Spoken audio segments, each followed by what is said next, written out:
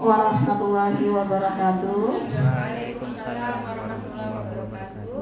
Selamat siang dan salam sejahtera untuk kita semua. Terima kasih kepada ibu-ibu yang hadir pada siang ini. Kita akan mendengarkan diseminasi yang akan disampaikan oleh Ibu Niken dan Ibu Rini dengan tema pada hari ini adalah budaya positif. Dengan mengucapkan puji syukur kehadirat Allah Subhanahu wa taala, mudah-mudahan diseminasi yang akan disampaikan ini, ilmu yang akan kita terima ini dapat berjalan dengan baik dan lancar dan dimudahkan. Semoga kita yang belum mengikuti CGP mendapatkan ilmu-ilmu yang akan disampaikan oleh rekan-rekan kita Ibu Niken dan Ibu Rini. Baik, sebelum kita mulai, mari sama-sama kita membaca basmalah. Selanjutnya langsung saja saya serahkan kepada Ibu Niken. Kepada Ibu Niken, disilahkan. Saya berdiri saja.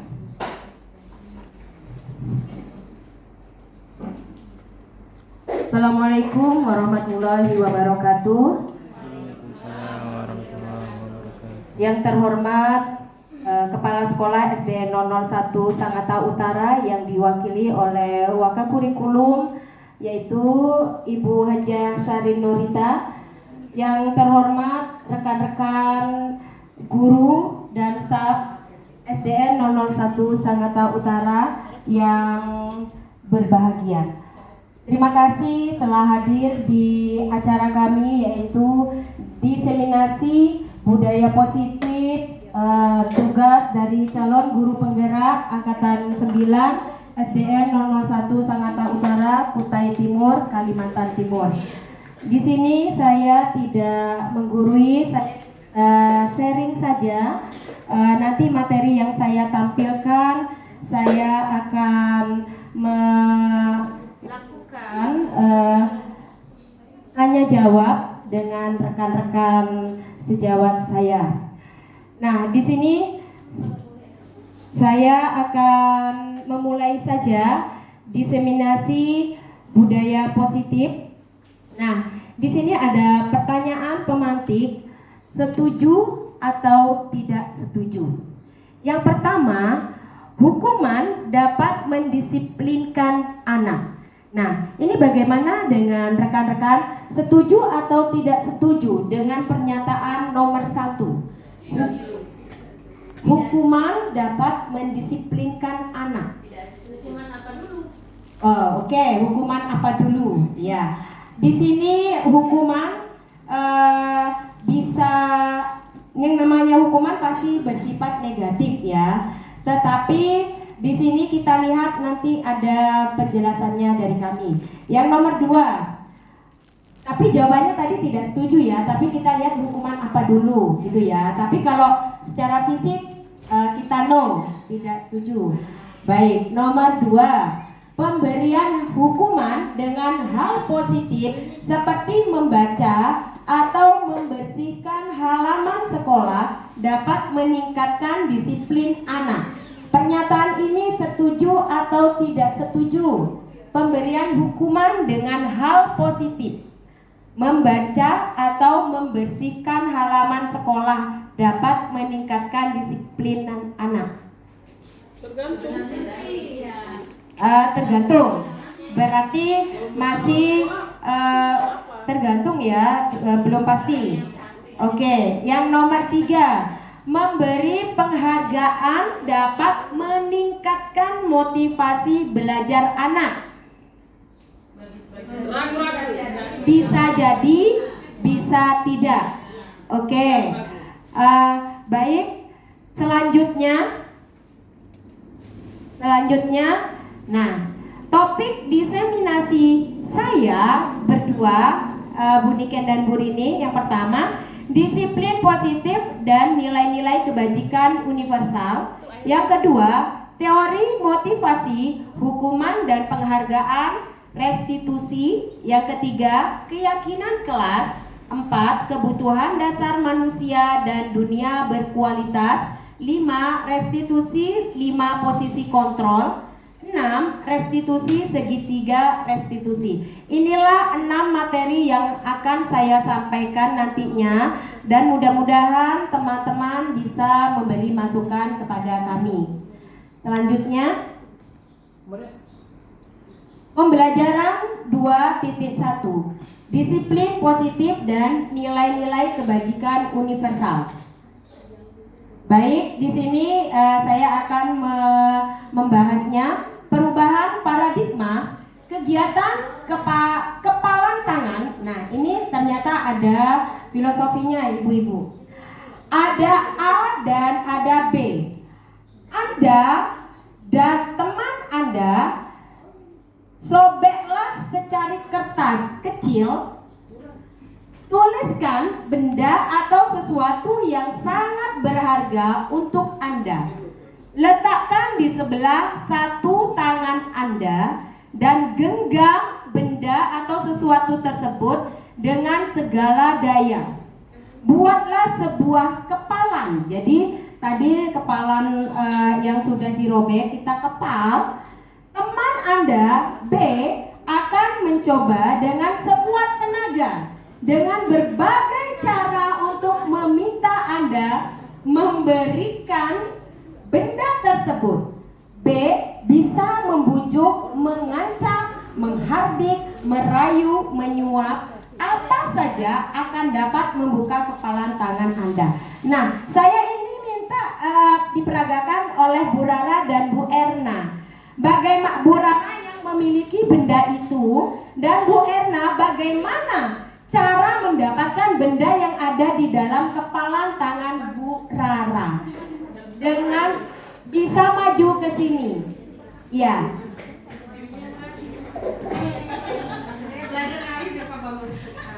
Nah, nanti bagaimana caranya mendapatkan benda yang ada di dalam kepalan Bu Rara itu? Bu Erna boleh menggunakan cara apapun. Ya. Boleh sekarang dimulai. Di dalam tangan Bu Erna ada sebuah benda. Bu Rara.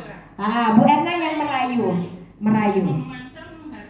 Oh, boleh menggunakan apapun supaya dapat itu benda. Ya. Bu Rara yang cantik. Boleh dong dibuka anaknya. Penasaran? Kita kan nanti kita ngeles. Boleh ya? Ngeles lewat aja maksudnya. Lewat pulang. Boleh enggak? Saya boleh. Boleh enggak? Jawab dong. Oh, enggak mau, kenapa? Kenapa sih? Istimewa banget kan? Ada sesuatunya.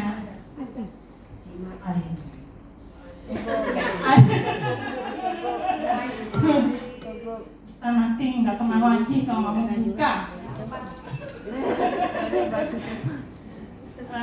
Habis kata-kata.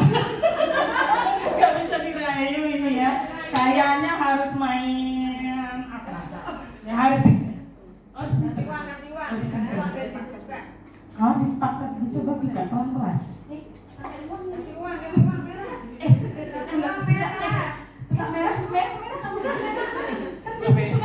Merah. Merah. Waduh, kayaknya beda. Saya kalau coket gimana ya? Ayolah, capek. Saya nyerah ya. Nah, boleh meminta alasan. Kenapa dia mempertahankan apa sih yang ada di dalamnya? Iya. Kenapa Anda mempertahankan kepala tangan Anda? Di dalam kepalan tangan saya ini ada sesuatu yang sangat berharga yang tidak bisa orang lain paksa untuk membuka ataupun memberikan kepada orang lain. Saya harus kuat menjaganya, sekalipun saya harus disogok, dibayar dengan uang sebanyak apapun, ini lebih berharga daripada yang lainnya. Saya bisa menebak loh. Apa itu? 4 huruf ya? Apa itu? Iman. Luar biasa. Dan Bu Erna sudah melakukan peragaan kepala tangan tadi. Artinya di sini jika tidak bisa merayu berarti orang tersebut memiliki kekuatan yang kuat yang tidak bisa diambil oleh orang lain. Contoh, misalkan berhubungan dengan anak atau berhubungan dengan keyakinan. Nah, itu memang benar-benar tidak bisa diganggu gugat seperti itu. Baik, itulah ilustrasi dari kepalan sebuah tangan yang mempertahankan hak miliknya. Baik, selanjutnya perubahan paradigma teori kontrol, teori pilihan atau ilusi kontrol. Yang pertama, ilusi guru mengontrol murid.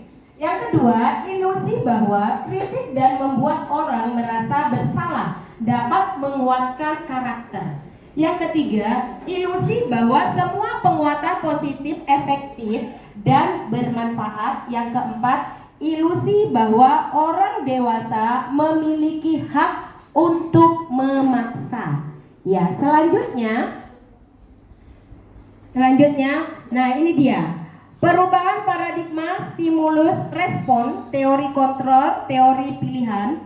Siapa sesungguhnya yang memiliki kontrol?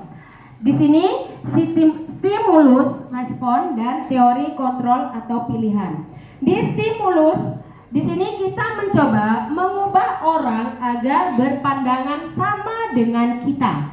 Sedangkan pada teori kontrol, kita berusaha memahami pandangan orang lain tentang dunia. Yang kedua, stimulus.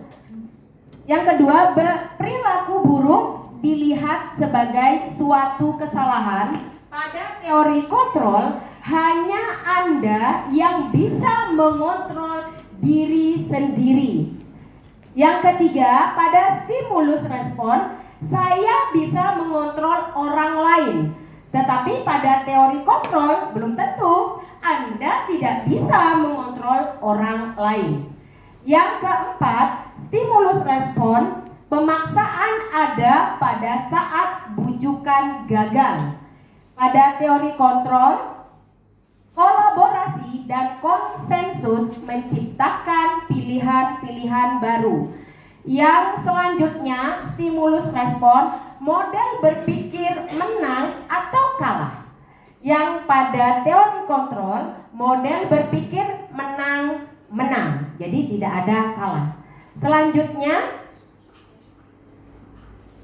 the next. Oke. Nah, di sini dapat kita lihat ada peta pemikiran disiplin positif. Ada teori kontrol atau teori pilihan dari Dr. William Glasser. Nah, di sini Anda tidak bisa mengontrol orang lain, hanya Anda yang bisa mengontrol sendiri. Artinya, yang bisa mengontrol diri sendiri ya Anda sendiri. Tidak boleh, tidak bisa orang lain mengontrol. Yang pada contoh tadi, genggaman antara Bu Rara dan Bu Erna. Bu Erna tidak bisa menggunakan apapun karena Bu Rara memiliki alasan yang kuat seperti itu. Kemudian semua perilaku memiliki tujuan. Jadi kita bisa melihat perilaku apapun yang kita perbuat itu punya alasan, punya tujuan sendiri. Nah, kemudian lagi model berpikir menang. Kolaborasi dan konsensus menciptakan pilihan-pilihan baru. Itu semua ada pada disiplin teori kontrol atau teori pilihan. Kemudian realitas kebutuhan kita berbeda. Kita berusaha memahami pandangan orang lain tentang dunia.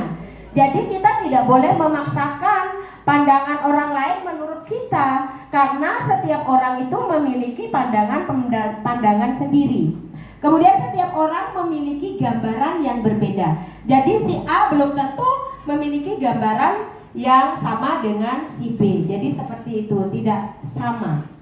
Makna disiplin di sini belajar kontrol diri dengan menggali potensi kita agar tercapai tujuan mulia, yaitu suatu menjadi seseorang yang kita inginkan berdasarkan nilai-nilai yang kita hargai.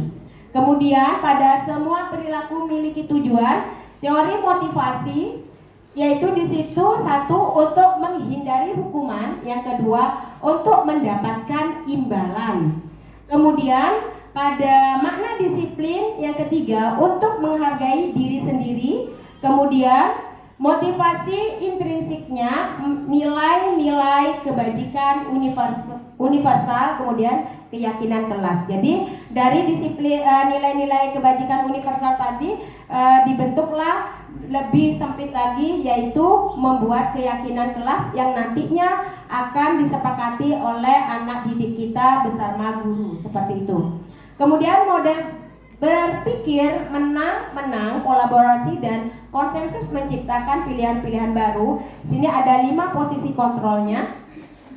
Nah, yang pertama penghukum, yang kedua pembuat merasa bersalah. Nah, tadi penghukum ada salah satu jawaban dari teman, yaitu hukuman apa dulu. Nah, kalau hukuman fisik katanya tidak boleh. Kemudian yang kedua pembuat rasa bersalah. Di sini yang rasa bersalah itu bagaimana kita membuat suatu pertanyaan ke anak-anak jika melakukan kesalahan itu benar atau tidak. Tetapi kita di sini sangat berhati-hati dengan kalimat-kalimat yang tidak menyinggung anak didik kita, dan anak didik kita nantinya akan lebih terbuka lagi, seperti itu. Dengan cara anak didik kita ngobrol, anggap kita sebagai teman atau pemantau, seperti itu. Kemudian sebagai manajer. Nah, di sini segitiga restitusi, satu menstabilkan identitas, yang kedua validasi kebutuhan, yang ketiga menanyakan keyakinan. Artinya menstabilkan identitas. Misalkan si A memiliki kesalahan, ada A dan B ini berkelahi, ceritanya seperti itu. Ada temannya mengadu, Bu Guru, di sana si A sama B itu lagi berkelahi, saling pukul-pukulan. Nah, nantinya kita panggil anak berdua yang lagi bermasalah ini menggunakan segitiga restitusi ini. Nah, di sini dalam hal melakukan pemanggilan itu berdua kita panggil, atau salah satunya kita tanyakan kenapa kok bisa terjadi. Kita jangan langsung ke pokok permasalahan, kita ajak dulu ngobrol di luar permasalahan itu agar menstabilkan kondisi dulu. Biasanya kalau kita langsung push dengan pertanyaan, ini kenapa kok kamu bisa, anak tidak akan menjawab. Biasanya seperti itu. Kita harus menstabilkan kondisi anak dulu supaya dia bisa mengungkapkan apa sih yang sebenarnya terjadi. Itu maksudnya menstabilkan identitas. Yang kedua, validasi kebutuhan. Nah, setelah sudah stabil kondisinya, barulah kita masuk dengan pertanyaan-pertanyaan. Contohnya, kenapa tadi kok bisa terjadi kelahi ya nak? Nah, pasti anak itu sudah bisa menjawab secara pelan-pelan. Nah, kalau sudah dia mengakui, baru kita yang mana yang melakukan kesalahan pertama kali. Nah, nantinya dia akan merasa saya yang salah Bu. Biasanya anak sudah mengakui, sudah terbuka seperti itu. Nah, baru yang ketiga menanyakan keyakinan kelas. Jika kalian sudah melakukan seperti ini, kalian melanggar keyakinan kelas yang nomor berapa? Nah, keyakinan kelas biasanya ini dibuat pada saat awal pembelajaran. Nah, seperti itu. Nah, kemudian realitas kebutuhan kita berbeda. Kita berusaha memahami pandangan orang lain tentang dunia. Setiap orang memiliki gambaran yang berbeda. Nah, di sini ada 5 kebutuhan dasar manusia. Bertahan hidup, yang kedua penguasaan, yang ketiga kasih sayang dan rasa diterima, kemudian kesenangan, yang terakhir kebebasan. Jadi kebutuhan manusia itu yang paling mendasar bertahan hidup. Apa saja yang untuk bertahan hidup? Ya otomatis makan, minum, kemudian tempat berteduh seperti itu. Kemudian penguasaan artinya di sini bisa menguasai dan bisa mengendalikan dirinya sendiri. Kasih sayang artinya kita memiliki orang tua yang memiliki kasih sayang yang cukup sehingga dia merasa dihargai atau merasa diperhatikan oleh orang tuanya. Kemudian kesenangan apa? Ya dia bisa bermain istilahnya tanpa ada tekanan dari siapapun. Kemudian kebebasan. Nah, ini dia.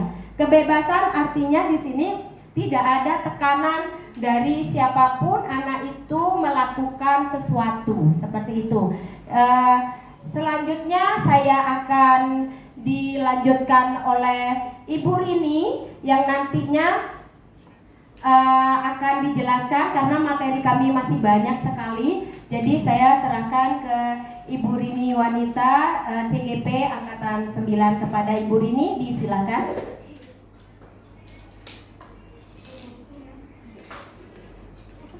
Baik, Bapak Ibu akan saya lanjutkan, masih di slide sini saja Bu kan. Kita di sini disiplin positif itu lahir dari adanya teori kontrol atau teori pilihan yang dikemukakan oleh Dr. William Glasser gitu ya. Nah, ini Anda tidak bisa mengontrol orang lain, hanya Anda yang bisa mengontrol diri Anda sendiri. Ini tadi sudah kita buktikan dari permainan yang dilakukan oleh Ibu Rara dan Bu Erna. Dengan sekuat apapun Bu Erna merayu, ternyata Bu Rara memiliki kontrol diri yang amat sangat kuat. Jadi dia tidak terpengaruh oleh siapapun.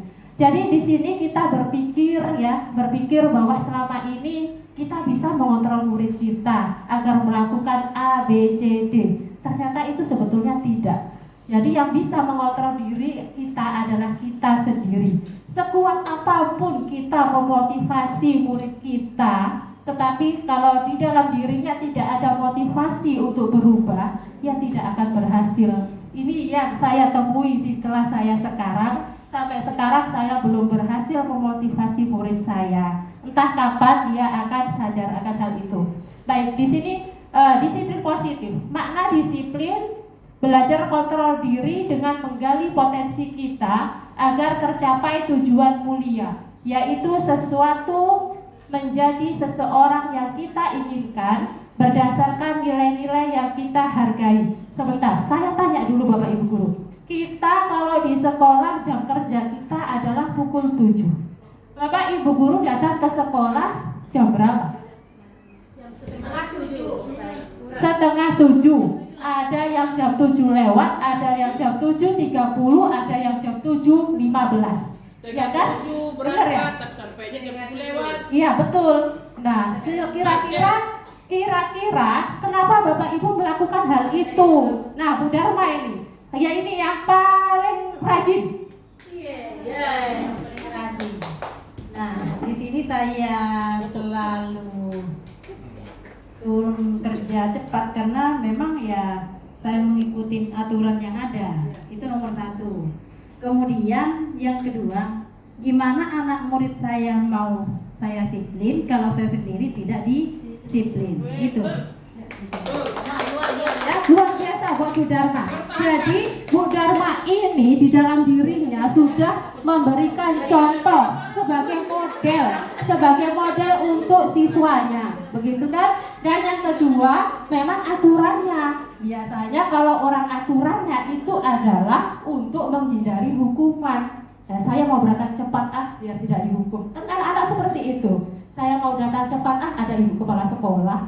Nah, seperti itu. Lalu ketika tidak ada ibu kepala sekolah atau siapapun, apakah Anda tetap datang sebelum jam 7? Insya Allah luar biasa. Berarti seperti Bu Dharma sudah memiliki motivasi intrinsik ya di dalam dirinya. Tidak ada kepala sekolah, dia datang tepat waktu karena sudah sadar akan disiplin itu. Nah, seperti itu Bapak Ibu. Jadi kalau dikatakan disiplin hanya karena motivasi ekstrinsik, yakin dan percaya itu tidak akan jangka panjang. Hanya ada sesuatu karena ingin menghindari hukuman atau mendapatkan hadiah. Biasanya seperti itu. Dia akan datang untuk disiplin. Seperti itu. Ya kan? Jadi teori motivasi itu ada untuk menghindari hukuman, untuk mendapatkan imbalan, dan untuk menghargai diri sendiri. Yang dilakukan Bu Dharma adalah untuk menghargai diri sendiri. Tepuk tangan buat Bu Dharma. Terima kasih ya. Nah, ya, kenapa Bujung? Oh ya, Bujung juga luar biasa.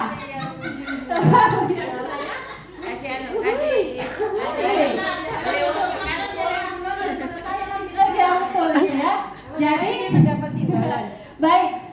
Jadi seandainya kita memang benar sebagai pendidik kita itu jadi role model buat anak-anak. Saya sendiri pun Bu Dharma belum bisa tepat waktu, tapi insya Allah dalam motivasi saya itu tidak ada motivasi ekstrinsik. Ada tidak adanya kepala sekolah, ya begitulah saya. Seperti itu. Ya, seperti itu. Nah, di sini untuk menghargai diri sendiri akan melahirkan nilai-nilai kebajikan yang universal. Yang tadi ya, disiplin, menghargai waktu, menghargai teman. Nah, seperti itu adalah nilai-nilai kebajikan universal dan tanggung jawab yang akan melahirkan keyakinan kelas. Begitu. Next saja.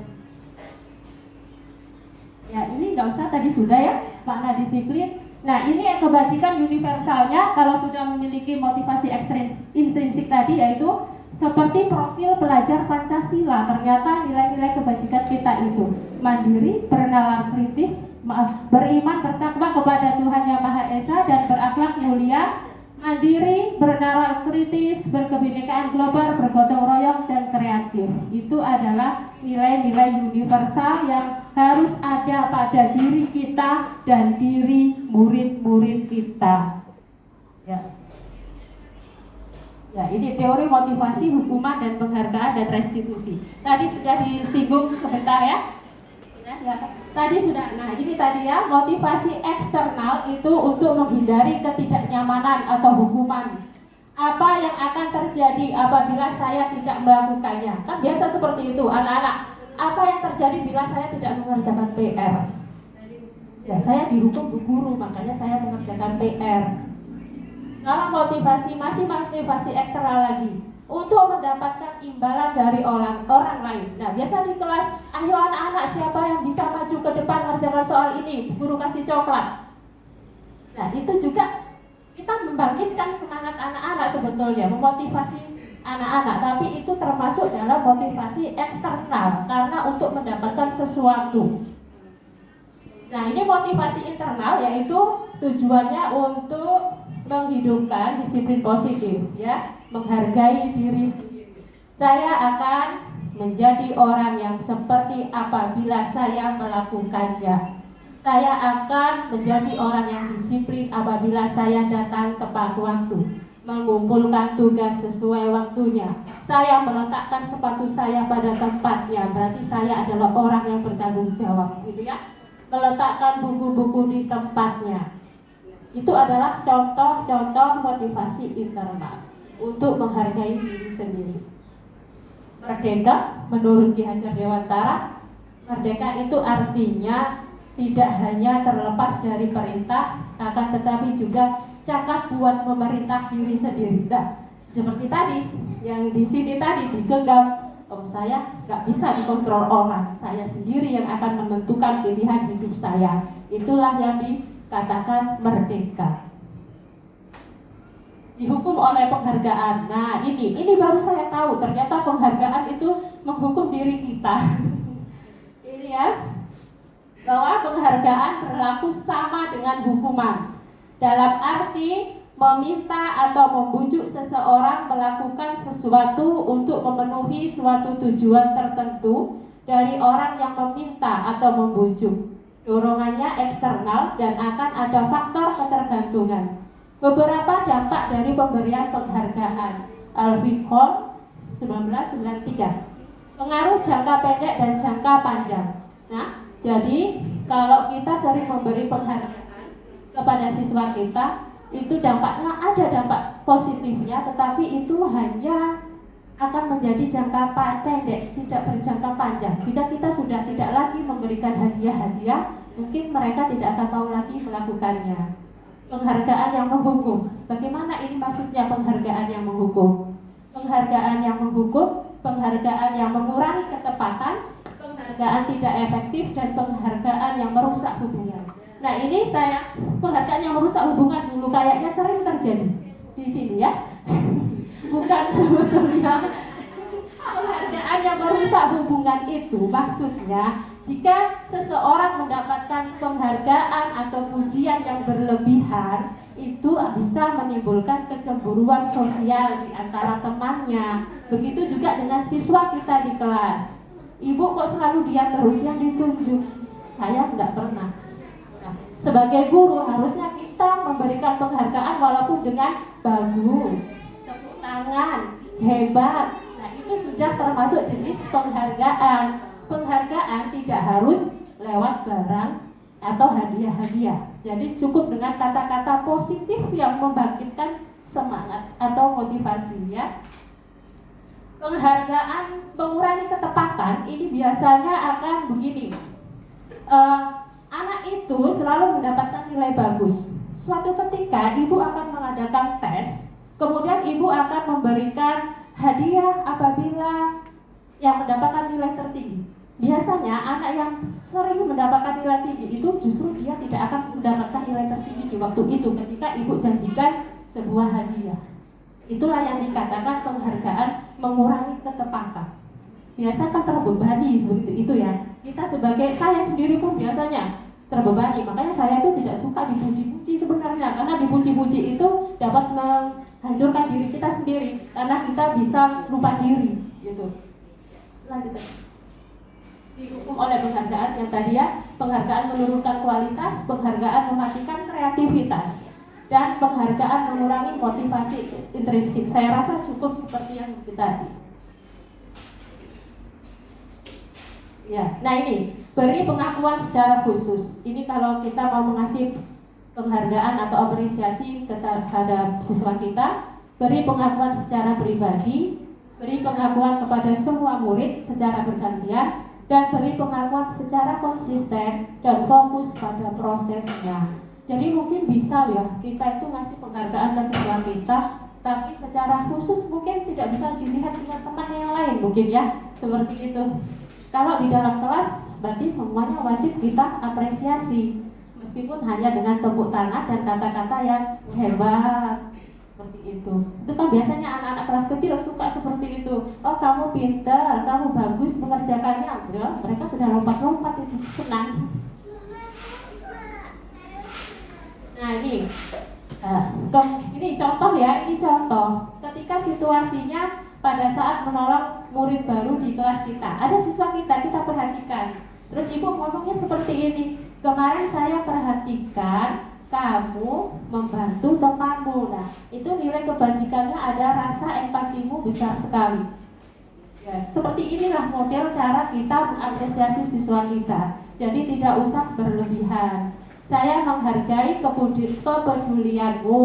Nah, pada saat itu situasinya pada saat kamu membantu teman-temanmu di tugas kelompok. Jadi saya menghargai kepedulianmu pada saat kamu membantu teman-temanmu di tugas kelompok. Ini ada nih, ini murid saya ini. Dia sangat peduli sekali terhadap lingkungan atau kebersihan. Jadi ketika temannya belajar mengerjakan tugas, nggak ada yang disuruh, nggak ada apa-apa, dia malah ambil sapu membersihkan kelasnya. Ya sudah ya, saya apresiasi saja. Bagus Ifrat, itu kelasnya bersih, kotor jadi bersih. Ya sudah, habis itu dia kembali seperti itu, ya seperti itu. Jadi saya belum pernah, ya paling cuma sekedar menegur. Ya Ifrat, habis menyapu, kelasnya sudah bersih, kamu kerjakan tugasnya ya. Kalau seperti itu aja. Jadi bukan yang seperti yang dibilang tadi yang uratnya sampai putus, enggak, belum sampai ke situ. Baik, selanjutnya. Nah ini kita bermain dulu sebentar. Yang manakah yang termasuk hukuman atau konsekuensi? Mencatat 100 kali di dalam buku kalimat saya tidak akan terlambat lagi ketika anak tersebut terlambat datang ke sekolah. Yang kedua, lari mengelilingi lapangan basket 2 kali karena terlambat hadir di sekolah. Murid diminta untuk push up 15 kali karena tidak menggunakan masker ke sekolah. Mengganti kertas tugas teman yang telah dicoret-coret. Konsekuensi, membersihkan tumpahan air di meja tulis karena tersenggol pada saat belajar. Murid disuruh untuk tidak mengenakan sepatu seharian di sekolah karena tidak mengenakan sepatu hitam. Hukuman. Lari mengelilingi lapangan basket 2 kali karena terlambat 10 menit untuk pelajaran PJOK. Hukuman. Nah, kita cocokkan jawabannya. Benar ya? Catat itu adalah hukuman, mengelilingi lapangan basket hukuman, push up juga hukuman, konsekuensi, hukuman dan konsekuensi. Lalu kalau di sini kita lihat apa sih bedanya hukuman dan konsekuensi? Kalau dilihat dari kalimatnya itu, coba mencatat 100 kali di dalam buku kalimat. Saya tidak akan terlambat lagi karena terlambat ke sekolah. Ya bisa dibilang hukuman. Jadi kayaknya hukuman itu sesuatu yang menyakiti nggak ya? Sesuatu yang menyakiti dan kayaknya tidak ada hubungannya gitu. Tidak ada hubungannya. Apa dia terlambat kok mencatat 100 kali? Itu tidak ada hubungannya. Jadi hukuman itu sesuatu yang tidak ada hubungannya yang dengan dia lakukan. Seperti itu. Kalau konsekuensi ada lari mengelilingi lapangan basket 2 kali karena terlambat 10 menit untuk pelajaran PJOK. Dia karena terlambat makanya dia disuruh lari. Itu ada hubungannya, makanya itu namanya konsekuensi. Sedangkan yang di atas mencatat kalimat saya tidak akan terlambat, padahal dia terlambat. Apa sih hubungannya? Memangnya kalau dengan mencatat besok dia tidak terlambat lagi? Kan seperti itu ya. Nah, kalau dari kalimatnya seperti itu. Menggantikan kertas tugas teman yang telah dicoret-coret. Ini adalah konsekuensinya. Karena dia merusakkan barang temannya, maka dia harus mengganti. Seperti itu. Baik, sudah? Iya, ini lebih jelasnya perbedaan hukuman dan konsekuensi. Sesuatu yang menyakiti harus terjadi kalau hukuman, sedangkan konsekuensi sesuatu harus terjadi. Dia hanya terjadi saja. Membuat anak sakit, membuat anak merasa tidak nyaman dalam jangka waktu yang pendek. Jadi sebentar saja rasanya kalau konsekuensi. Ya, kalau hukuman, anak membenci kedisiplinan, anak menghargai disiplin, paksaan. Nah, konsekuensi kita menggunakan teori yang tadi, stimulus respon, stimulus tanggapan yang awal tadi yang disampaikan oleh Bu Niken. Mendorong anak menyakiti diri sendiri, mendorong anak agar mudah menyesuaikan diri, konsep diri yang buruk dan konsep diri yang baik. Anak belajar untuk menyembunyikan kesalahan, anak belajar untuk mematuhi peraturan. Dan marah, rasa bersalah, dipermalukan, merasa tak dihargai, kehilangan hak, dibuat tidak nyaman, diasingkan untuk sementara waktu ya, diasingkan untuk sementara waktu. Nah, tapi saya lihat kayaknya Bapak Ibu guru di sini baik-baik, nggak pernah ngasih hukuman.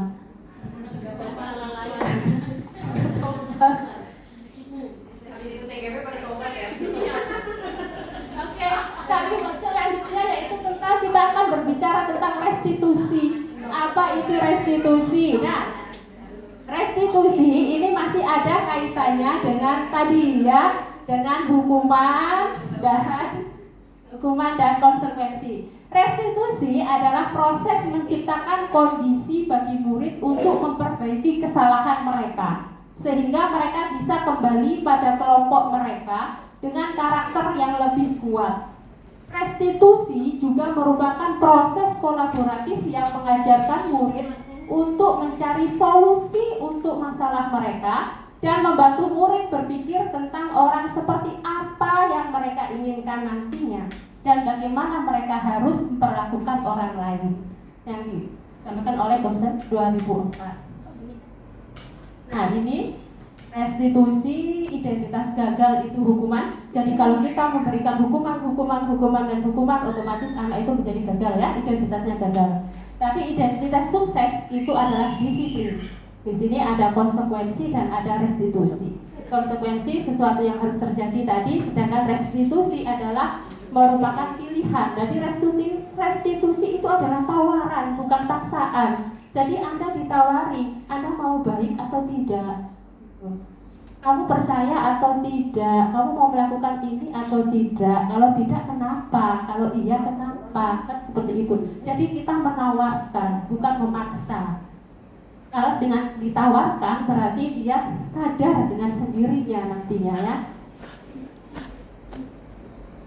Nah, ini ciri-ciri restitusi, bukan untuk menebus kesalahan, namun untuk belajar dari kesalahan, memperbaiki hubungan, tawaran bukan paksaan, restitusi menuntut untuk melihat ke dalam diri, restitusi mencari kebutuhan dasar yang mendasari tindakan. Nah, ini ya, ternyata anak-anak melakukan sesuatu itu karena ada kebutuhan dasar yang belum terpenuhi.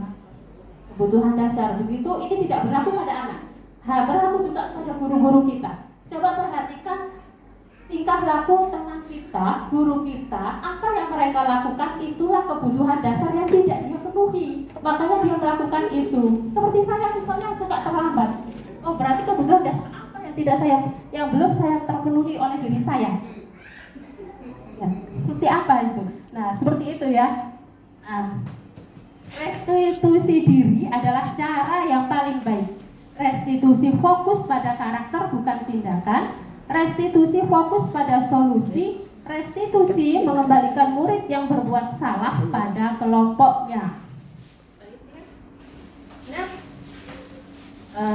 Keyakinan telah terbahas. Oke, baik, akan dilanjutkan oleh Bu Niken. Silakan Bu Niken, kita gantian dulu. Banyak banget. Terima kasih Bu Rini, sangat bagus sekali penjelasannya tadi di pembelajaran kedua.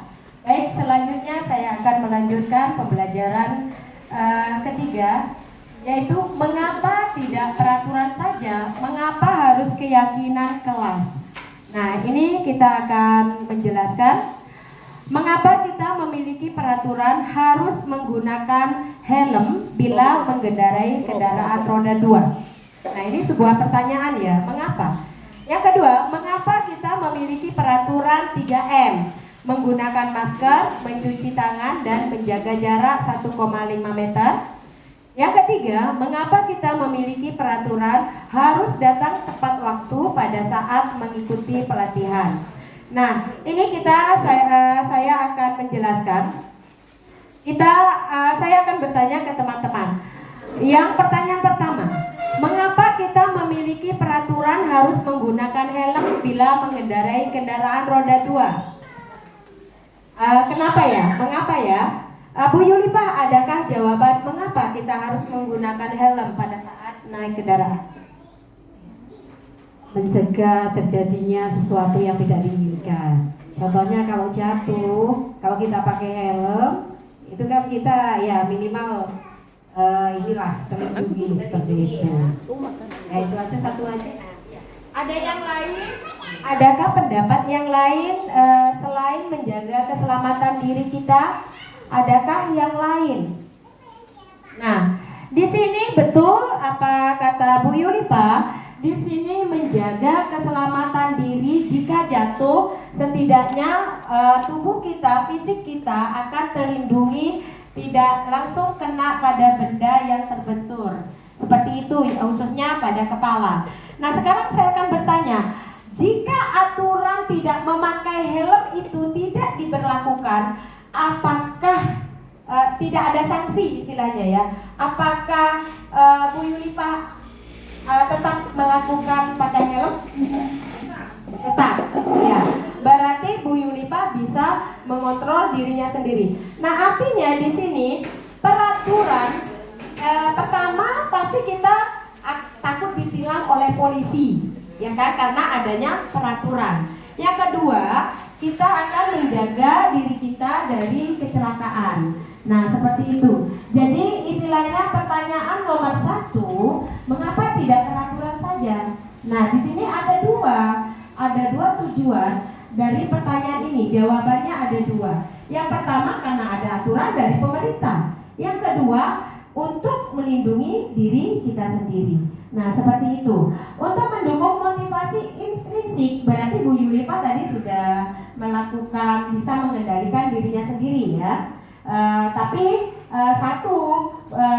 tidak terjawab bahwa helm merupakan aturan yang diterapkan oleh pemerintah. Padahal tujuan pemerintah bagus untuk melindungi diri kita sendiri. Itu tujuannya. Berarti semua aturan yang dilakukan oleh orang lain, oleh diri kita sendiri, oleh pemerintah itu ada tujuan yang positif. Seperti itu. Lanjut Bu.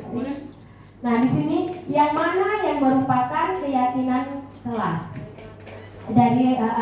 Nah, di sini ada budaya positif. Budaya positif ini dilakukan oleh semua warga sekolah, baik itu guru, staf, murid, siapapun yang ada di lingkungan sekolah itu akan melakukan budaya positif. Kemudian lingkungan positif, artinya kita akan mengerucut lagi. Lingkungan positif di sini digunakan oleh di sekolah kita saja.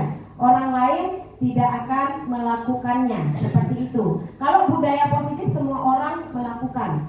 Semua orang di luar sekolah pun orang akan melakukan budaya positif ini. Tapi kalau lingkungan positif sudah melakukan lingkungan yang ada di sekitar kita yaitu sekolah. Keyakinan kelas. Nah, keyakinan kelas kita akan mengerucut lagi dari lingkungan positif tadi. Keyakinan kelas ini biasanya dilakukan oleh seorang guru kelas atau wali kelas yang dibuat secara bersama-sama dengan murid kita yang ada di kelas kita, yang nantinya akan digunakan sebagai peraturan kelas. Nah, seperti itu. Biasanya keyakinan kelas itu dibuat pada saat awal pembelajaran seperti MTLS kita kemarin. Nah, itu bisa dibuat. Nah, di sini yang mana yang merupakan keyakinan kelas dari dua pernyataan ini? Yang pertama hijau, yang kedua warna putih. Nah, ayo yang mana? Yang mana di sini peraturan sekolah dan mana yang keyakinan kelas? Dari dari kesepakatan kelas dan keyakinan kelas. Yang mana ini? Dari warna hijau dan warna putih. Yang mana ya? Ibu Haya, dengan alasannya. Kalau menurut saya keyakinan kelas itu yang warna putih. Ya. Karena itu merupakan kesadaran dari pribadi masing-masing. Ya. Bukan peraturan yang telah ditetapkan oleh sekolah atau kelas. Yang bikin jadi penguat oleh Bu Haya kalimat yang mana? Kami guru dan murid saling menyayangi. Oke, tepuk tangan dulu untuk Bu Haya. Bagus sekali Bu Haya. Iya, tepat sekali Bu Haya menjawab. Karena di sini ada kalimat yang menguatkan, yang merupakan kesepakatan kelas. Ini ada kalimat kami guru dan murid yang saling menyayangi. Yang merupakan keyakinan kelas ya. Nah, sekarang kalau yang hijau kita lihat menjaga kebersihan sekolah. Nah, ini siapa yang membuat kalimat ini? Otomatis pasti guru, murid tidak ada pada saat membuat ini. Pasti guru dan kepala sekolah. Nah, kalau yang putih, kami guru dan murid sudah jelas kalimatnya. Pasti dibuat di dalam kelas. Nah, seperti itu. Oke, lanjut Bu Rini. Nah, ini ada peraturan, ada keyakinan kelas. Oke, selalu kembalikan buku ke tempatnya. Keyakinan kelas atau peraturan sekolah. Selalu kembalikan buku ke tempatnya. Oke. Baik, ini Bu Rini yang mau menjelaskan. Sebentar.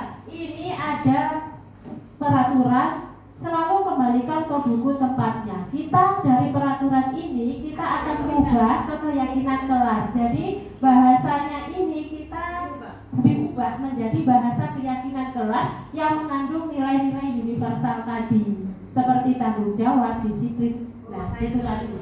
Selalu kembalikan buku ke tempatnya. Berarti bunyi kalimat keyakinan kelasnya seperti apa?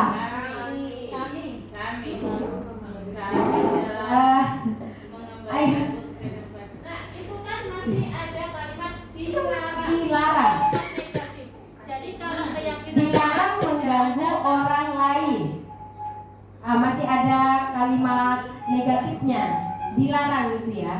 Bagaimana untuk menjadikan keyakinan kelas tetapi tidak menggunakan kata dilarang. Baik. Ini kita buka. Nah, ini dia. Selalu kembalikan buku ke tempatnya. Artinya anak itu memiliki rasa tanggung jawab. Nah, itu di keyakinan kelas. Berarti keyakinan kelasnya apa? Selalu kembalikan buku ke tempatnya. Berarti ya di situ tanggung jawab seperti itu. Dilarang mengganggu orang lain. Berarti keyakinan kelasnya menghormati orang lain. Hadir di sekolah 15 menit sebelum pembelajaran dimulai. Berarti keyakinan kelas kalimatnya menghormati orang lain, berkomitmen. Kemudian dilarang melakukan kekerasan, keyakinan kelasnya keselamatan, menghormati orang lain. Dilarang menggunakan narkoba. Berarti di sini keyakinan kelasnya kesehatan, masuk di kesehatan. Bergantian atau menunggu giliran, menghormati orang lain, bersabar, gunakan masker, termasuk kesehatan atau keselamatan, jangan berlari di kelas atau koridor, itu juga merupakan keselamatan atau keamanan. Jadi di sini keyakinan kelas ini kalau misalkan anak-anak melakukan kesalahan, nantinya bisa mengacu di keyakinan kelas ini. Kamu melanggar pada keyakinan kelas nomor berapa? Nah, bisa seperti itu. Nanti anak itu akan bisa menyadari.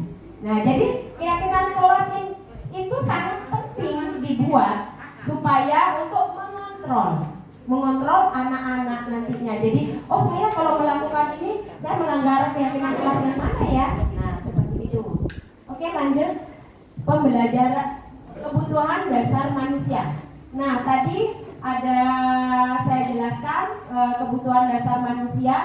Di sini ada kasih sayang dan rasa diterima, kemudian kesenangan, penguasaan, kebebasan. Nah, bertahan hidup itu saya letakkan di tengah-tengah karena itu sangat-sangat utama. Bertahan hidup itu artinya anak-anak ini perlu pada manusia perlu makan, minum, sandang, pangan, termasuk itu ya. Kemudian kasih sayang juga sangat penting untuk anak kita. Kasih sayang bentuknya kita memberi perhatian penuh kepada anak-anak itu, kemudian kita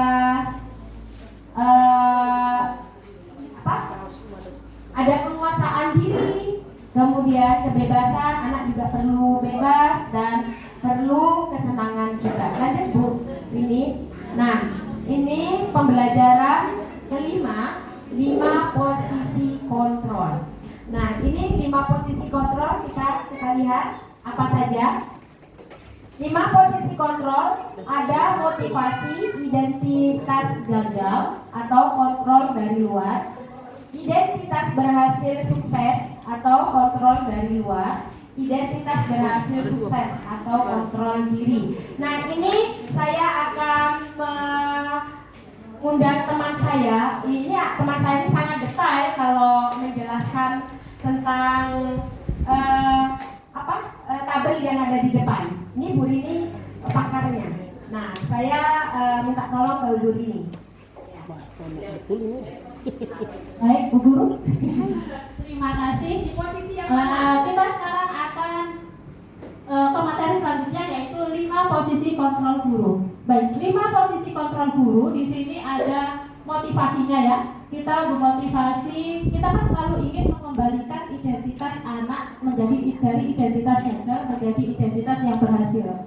Baik, ketika identitas gagal itu berarti dia ada di sini menghindari hukuman. Jadi sebentar, saya jelaskan dulu kelima posisi kontrolnya, yaitu ada penghukum, pembuat rasa bersalah, teman, pemantau, dan manajer. Penghukum. Ketika seorang guru berada di posisi penghukum, maka seorang guru tersebut suka memberi hukuman kepada muridnya tanpa tahu alasannya kenapa siswanya melakukan hal itu dan kebutuhan dasar apa yang diperlukan oleh siswanya. Maka dia tidak mau tahu, pokoknya kamu nggak mengerjakan PR, hukumannya lari. Seperti tadi, kalau tidak datangnya terlambat, tulis 10% kali kalimat saya tidak akan terlambat lagi. Ibu nggak mau tahu ya? Nah, seperti itu. Dengan nada yang kasar dan menghadik seperti itu guru yang selalu menggunakan posisi kontrol sebagai penghukum. Dan membuat rasa bersalah. Nah, rasa bersalah ini guru berbuatnya seperti ini. Berceramah dan mengatakan seharusnya kamu tidak melakukan itu.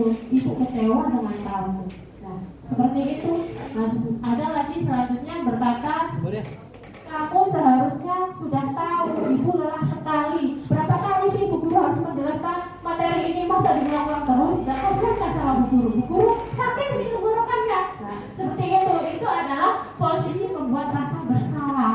Nah, ketika ibu-ibu mengatakan itu saat di dalam kelas, tanpa ibu sadari, ibu sudah membuat rasa bersalah anak itu. Seperti itu. Hasilnya dari rasa membuat rasa bersalah yaitu membunyikan, menyangkal atau berbohong. Nanti muridnya ditanya sudah paham anak, sudah bu, daripada bu guru marah-marah saya bilang sudah bu. Seperti itu ya, seperti itu. Kaitan dengan yang kualitasnya, murid meletakkan guru di dalam dunia berkualitas. Nah, muridnya boleh berkata maaf bu, bukan maafkan saya, dan murid menjadi merasa rendah diri. Nah, penghukum dan membuat rasa bersalah itu akan melahirkan identitas yang gagal buat peserta didik kita. Baik. Tapi biasanya tanpa kita sadari ya, membuat rasa bersalah ini sering dilakukan ibu-ibu saat di rumah untuk anaknya. Iya, jujur nggak ya? Jujur nggak bu? Betul.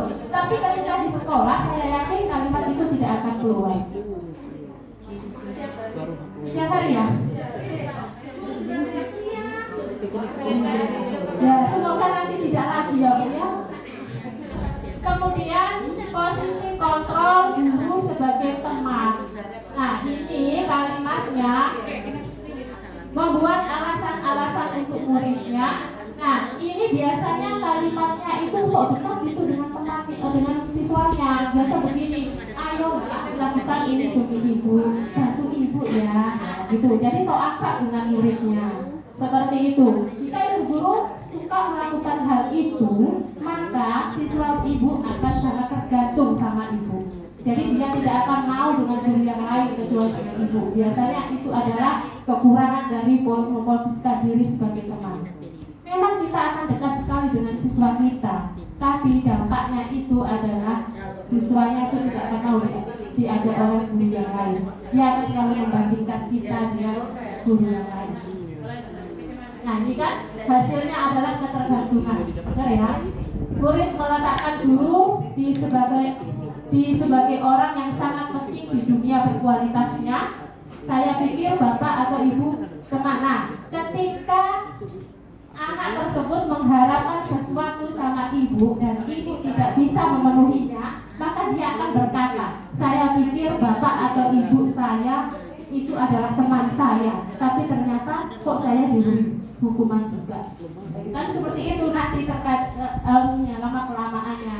Nah, ini dampak pada murid lemah, tidak mandiri dan tergantung. Jadi kalau ada siswa kita yang masih belum mandiri tergantung, kemungkinan dia banyak mendapat ini ya, posisi teman ini, posisi teman dari gurunya mungkin terbawa pada waktu TK-nya dulu kali ya, seperti itu. Jika masih di kelas 1, kelas 2, seperti itu. Pemantau. Nah, ini posisi pemantau. Ini yang sering saya lakukan. Saya masih jadi pemantau terkadang. Ya, berkata, menghitung dan mengukur.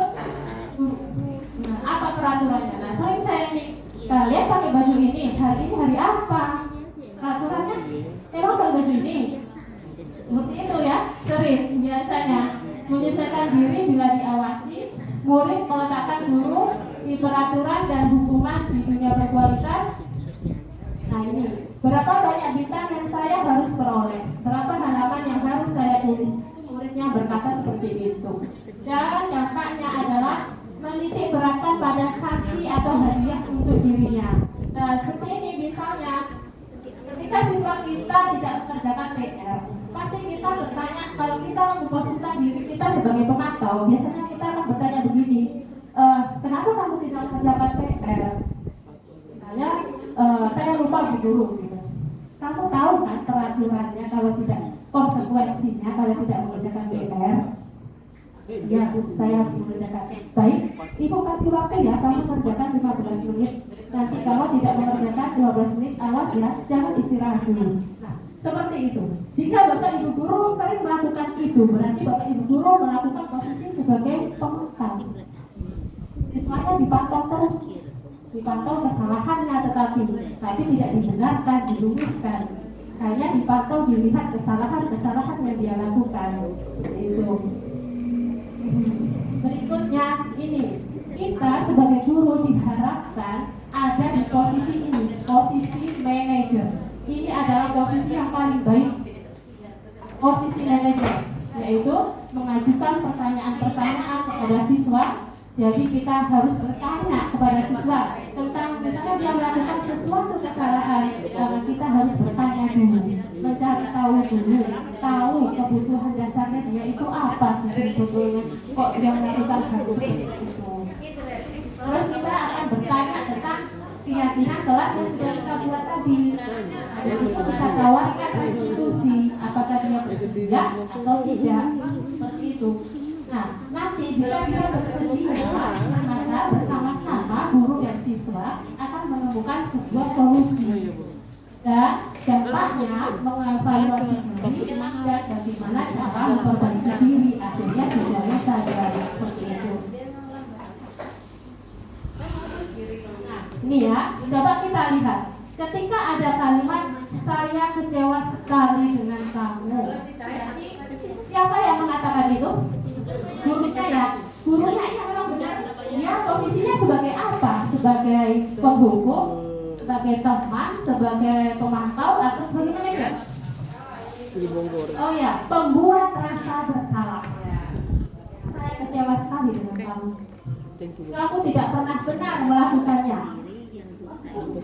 Itu sebagai penghukum, karena ada bicaranya dan tinggi itu ya. Ayolah, lakukan dulu ibu, ya sebagai teman. Jadi nada bicaranya seperti merayu dan menggayu. Merayu. Apakah kamu mau mendapatkan stiker bintang hari ini? Atau bagaimana kamu bisa menyelesaikan masalah ini? Ayo, manajer, kamu selalu yang paling terakhir. Oke, kita lihat jawabannya. Ya, membuat orang merasa bersalah. Penghukum, teman, pemantau, manajer, ternyata kamu selalu yang terakhir. Itu adalah penghukum. Pernah ya? Pernah ya kita mengatakan itu? Makanya kita ini masih dalam tahap belajar. Jadi tidak apa-apa sekali-kali kita ada di posisi penghukum, pemantau atau teman. Tetapi yang paling ideal buat guru adalah ada di posisi manajer. Tapi itu memang sulit loh. Saya sudah praktek.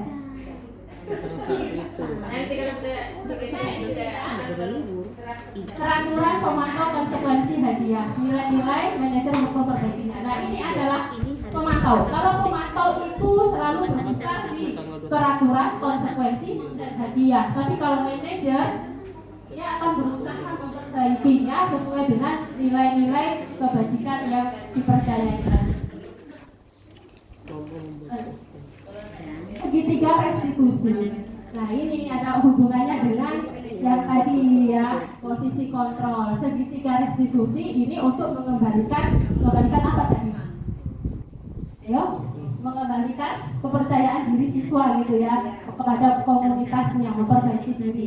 Nah ini ada ada 3 tahapannya, yaitu menstabilkan identitas, validasi kesalahan atau kebutuhan, dan menanyakan keyakinannya.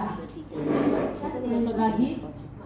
Nah ini menstabilkan identitas, yaitu tujuannya untuk membuat anak yang merasa gagal karena berbuat salah menjadi positif terhadap dirinya.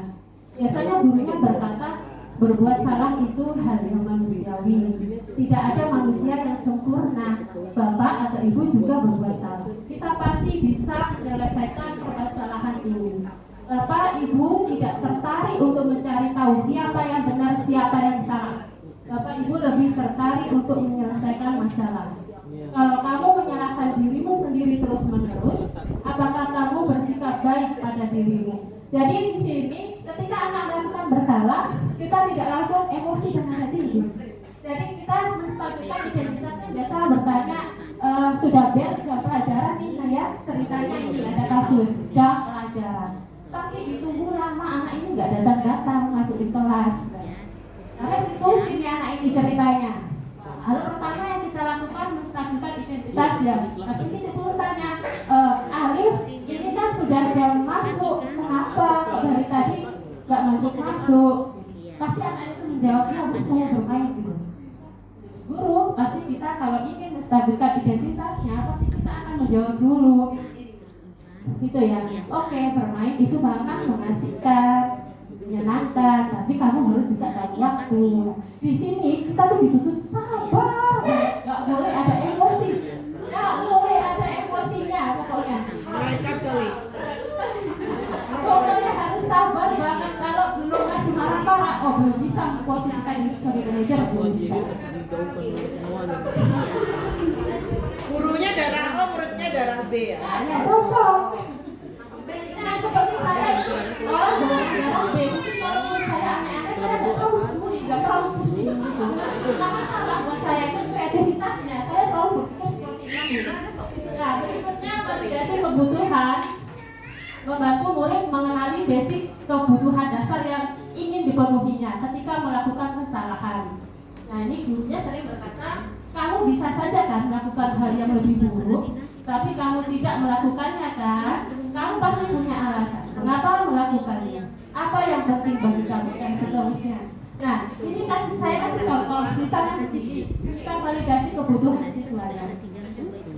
Di sini siswanya ada seorang siswa gitu ketika ya itu tadi kita teruskan aja cerita yang nggak masuk tadi deh kita teruskan ketika beliau bertanya dalam menstabilkan identitasnya kita baru validasi kebutuhannya maksud gitu kamu pasti punya alasan mengapa kamu melakukannya, kenapa sih kamu kok terus apa sih alasanmu. Dia terus akan bercerita. Jadi bapak ibu guru akan berhasil ketika anak itu mau bercerita. Tapi kalau anak itu ditanya diam aja. Bagaimana? Ini anak berhasil kalau dia bercerita, mau menceritakan masalahnya. Ketika dikatanya, gitu. Nah kalau diam saja, saya tahu ibu bapak ibu guru pasti akan bingung. Ibu guru akan menganalisa anak ini apa kebutuhan dasar apa yang belum dia penuhi, kasih sayang kan, penguasaan kan, atau apa. Ketika anak itu terus berulah di dalam kelas, saya yakin pasti dia ingin diperhatikan karena kebutuhan dasar kasih sayangnya yang harus kita penuhi. Seperti itu. Oh saya bermain dan lain-lain. Validasi kebutuhannya ya. Oke lah, bermain itu memang enak kok, mengasihkan, tapi jangan lupa tepat waktu. Nah kamu terus di situ apa? Nah maksud kita tanya lagi, apakah bermain itu penting bagi kamu? Nah, iya bermain itu penting bagi saya karena di rumah saya itu nggak pernah bermain. Saya mengasuh adik saya dan lain sebagainya. Nah, di situ aku mengalir cerita antara siswa dengan gurunya. Seperti itu adalah memvalidasi kebutuhan. Prakteknya seperti itu. Tapi nanti silakan diperhatikan. Berikutnya, nah menanyakan keyakinan. Ini adalah proses yang terakhir. Proses yang terakhir yaitu anak melihat kesalahannya dihubungkan dengan norma sosial dan nilai-nilai yang mendasari manusia berinteraksi dengan orang lain. Nah, setelah dia bercerita seperti itu, terus bu guru bertanya, apakah kamu sadar bahwa yang kamu lakukan itu sudah melanggar kesepakatan kelas kita? Dia menjawab, iya Bu, saya melanggar kesepakatan kelas kita yaitu disiplin atau tanggung jawab. Nah sekarang apa yang bisa kamu lakukan? Apakah kamu bersedia memperbaiki kondisi seperti ini? Nah, kita tawarkan restitusi ini, jadi kita tidak memaksa ya. Ketika anaknya itu ngomong, iya saya bersedia, apa yang akan kamu lakukan? Saya akan memasang telinga saya untuk mendengarkan itu. Kalau masuk kelas maksudnya ya, kadang kan tidak terdengar, mungkin mereka tidak terdengar, makanya dia nggak masuk kelas. Seperti itu. Ya, oke baik, kamu memang anak hebat. Ibu guru yakin dan percaya kamu bisa tepat waktu. Kamu anak yang hebat. Seperti itu. Jadi sebenarnya kalau hanya membaca secara teori itu mudah, tapi cobalah praktekkan ya. Bapak Ibu coba dipraktekkan, karena ini benar-benar melatih kesadaran kita sebagai guru di dalam kelas ya. Ya. Nah, silakan dilanjutkan. Oke. Oh, ternyata terima kasih. Kita buka sesi tanya jawab atau bagaimana? Sudah selesai? Oh ya, baik Bapak Ibu 1-2 pertanyaan saja untuk sesi. Silakan. Baik. Menarik sekali ya. Saya mau tanyakan tentang yang 5 posisi kontrol tadi. 5 posisi kontrol itu diantaranya itu kan tadi ada penghukum, itu sampai manajer ya. Nah itu tadi. Nah, ini yang mau saya tanyakan untuk memotivasi siswa. Nah, ini saya yakin di dalam 5 posisi ini sebagai guru kami sudah pernah melakukan semua gitu. Tetapi mungkin di dalam ini untuk menghasilkan siswa yang lebih cepat sukses mungkin ya Bu. Tadi kan mungkin ininya manajernya ya. Nah, cuman yang sering kami lakukan masih di kolom yang identitas gagal itu. Atau di kelas rendah dan kelas tinggi apa mungkin ya jelas berbeda ya jelas. Karena yang jujur saja yang sering saya lakukan ini yang membuat rasa bersalah. Nah, di sini. Tetapi ini kadang-kadang justru membuat motivasi anak itu lebih terlihat gitu nantinya. Nah ini bagaimana pilihan yang lebih dominan untuk membuat siswa itu lebih termotivasi yang mana? Karena saya sudah praktek langsung ini lah, mungkin kan ya, bukan apa-apa lagi.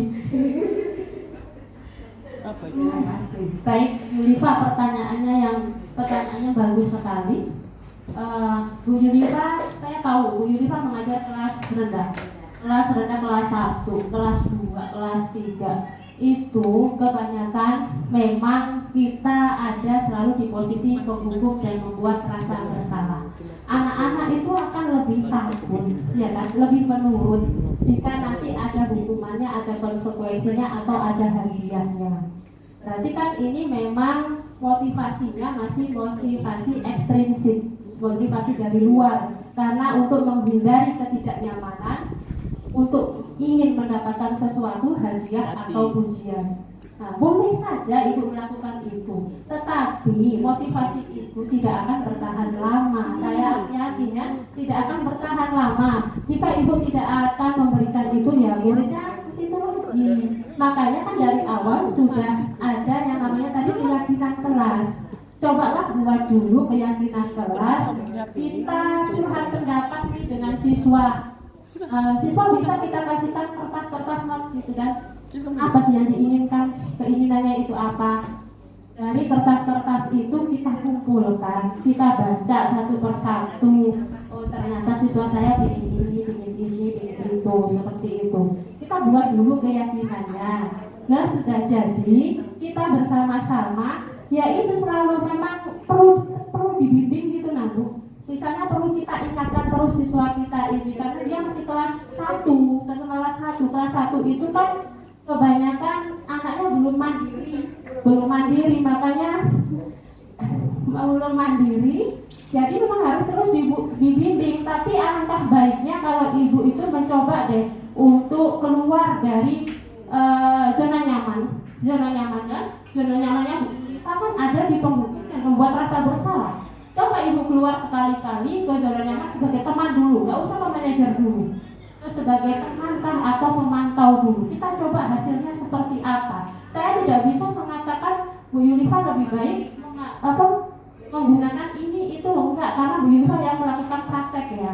Karena saya jujur, saya juga kelas 3, saya juga sudah mencoba, tapi memang ini kemarin ya berapa 3 minggu yang lalu saya buat kesepakatan kelas baru. Nah, ketika mereka sudah mulai tidak terkontrol, saya akan meyakinkan, coba kalian ingat kesepakatan kelas kita.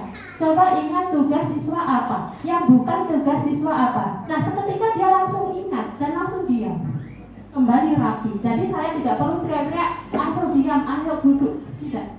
Ternyata mereka bisa kok begini Pak, tapi harus terus dilatih memang, dilatih dan terus dikontrol secara terus menerus. Itu karena siswanya masih siswa kelas kecil, berbeda dengan siswa kelas atas yang sudah bisa menalar gitu, yang mana yang baik dan yang mana yang buruk.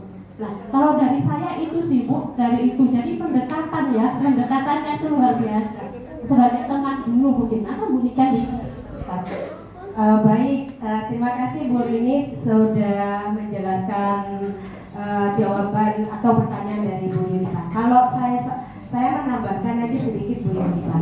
Kelas 1 itu kan masih ada bawaan dari TK ya. Dia masih masa kanak-kanak, masih dari PAUD ya kan. Nah, di sini untuk membuatkan keyakinan kelas, Bu Yulfa, betul kata Bu Rini tadi, di kelas harus membuat keyakinan kelas. Tetapi anak kelas 1 kan tidak paham keyakinan kelas itu bagaimana. Apalagi di dalam kelas itu tidak semua anak langsung bisa menulis, tidak langsung bisa membaca. Tetapi bagaimana kita seorang guru membuat anak ini bisa nantinya. Memang perlu kesabaran ya Bu Rini ya untuk jadi guru kelas 1 nih. Saya acungkan jempol 4 kalau bisa. Nah, di sini Bu Yulfa, bisa kita keyakinan kelas ini kita tanyakan anak-anak, ayo kita di kelas ini maunya apa ya? Sekolah kita, kelas kita ini mau bersih atau mau kotor? Misalkan nanti anak-anak bersih. Nah, kalau mau bersih kita harus apa? Nah, nanti pasti akan jawab menyapu. Nah, kalau menyapu, nah nanti keyakinan kelasnya masuk di mana? Kesehatan. Nah, seperti itu.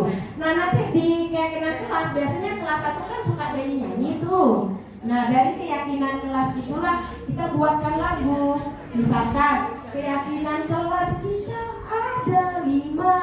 Pertama, kebersihan. Nah, itu kita lakukan secara berulang-ulang. Biasanya anak kelas 1 itu sukanya atau cepat mengingatnya itu dengan lagu Bu Yulfa. Apalagi Bu Yulfa lagunya suaranya sangat merdu untuk menyanyikan, dan Bu Yulfa juga sangat berbakat untuk menciptakan lagu-lagu itu seperti itu.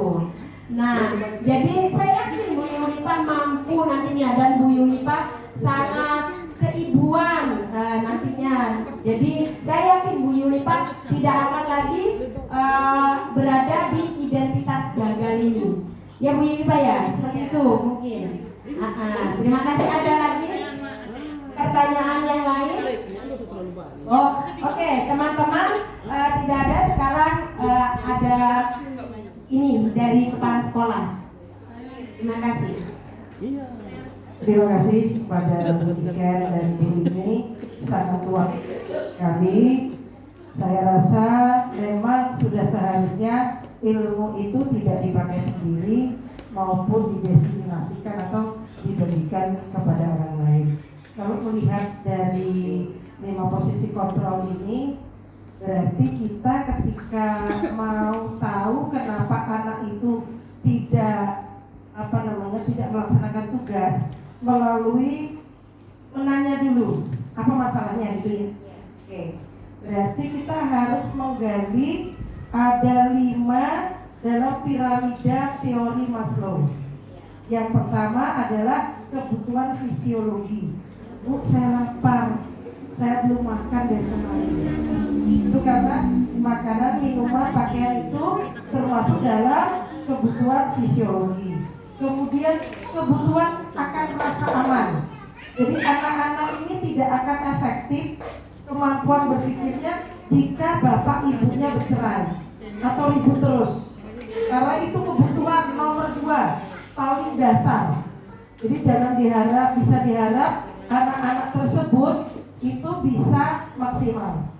Yang ketiga adalah kemampuan kebutuhan sosial. Keluarga harus menunjang, orang tua, lingkungan, tidak membuli, dia tidak dijauhi. Yang keempat adalah penghargaan. Jadi Bapak Ibu, kadang-kadang anak itu cari perhatian karena haus akan pujian. Pujian dari guru, dan yang terakhir adalah dia merasa tidak melakukan pengembangan diri. Nah, dalam aplikasinya ini karena baru tahu ilmunya itu tidak mudah. Betul yang katakan Bu Rini. Ini tidak mudah. Bagaimana kita menyelesaikan masalah tapi disuruh menggali kebutuhannya dia sedangkan target harus tercapai. Ini sulit betul. Tapi akan lebih sulit jika tidak dicoba. Nah, pada saat ini dengan kurikulum Merdeka diharapkan anak itu diberikan ruang kreativitas. Jadi tidak dipaksa, tidak mengalami kekerasan, saya setuju. Namun kita juga punya budaya sekolah yang nanti aplikasinya di budaya kelas. Benar yang disampaikan Bu Niken bahwa pengenalan budaya kelas bisa melalui pendekatan lagu, pendekatan yel-yel, ini sangat bagus. Nah, dari pengetahuan yang sudah dibagikan ini harapan saya ini bisa diaplikasikan sehingga anak-anak bisa belajar dengan bahagia. Demikian sih tanggapan dari saya. Untuk semuanya kegiatan hari ini luar biasa sekali. Teman-teman kolaborasi ini yang saya inginkan. Bahwa apa yang Anda miliki bisa dikembangkan. Nah, itulah manajer yang sebenarnya. Terima kasih. Demikian saja, kurang lebihnya mohon maaf. Saya akhiri. Wabillahi taufiq wal hidayah. Wassalamualaikum warahmatullahi wabarakatuh.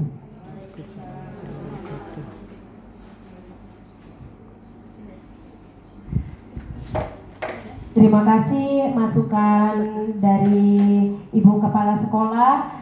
Ya, untuk selanjutnya nantinya teman-teman bisa sharing dengan kami di luar kegiatan ini. Apa yang ilmu sudah dapat dari CGP, kami akan menerapkannya nantinya. Dan untuk teman-teman yang belum CGP, mari kita mengikuti CGP Angkatan 11. Di situ banyak ilmu yang kita dapat ternyata teman-teman. Yang tadinya saya tadi jadi guru penghukum, setelah saya belajar insaf. Ya. Ternyata selama ini saya salah seperti itu dan merasa bersalah, berdosa juga ternyata. Ya Bu Rini ya. Jadi Angkatan 11, mari teman-teman yang belum mendaftar segera mendaftar. Banyak sekali ilmu di dalamnya. Bukan saya di situ hanya jabatan yang saya kejar, tidak. Yang saya kejar di CGP yaitu ilmu yang saya dapat, ternyata luar biasa di situ. Yang tadinya saya gaptek, setelah CGP saya tidak gaptek. Ya. Nah, kemudian ilmu yang saya tadinya sangat sedikit, alhamdulillah setelah mengikuti CGP sangat banyak sekali yang saya dapat seperti itu. Terima kasih teman-teman sudah mau hadir di diseminasi kami berdua. Saya akhiri, wassalamualaikum warahmatullahi wabarakatuh, dan dikembalikan ke moderator.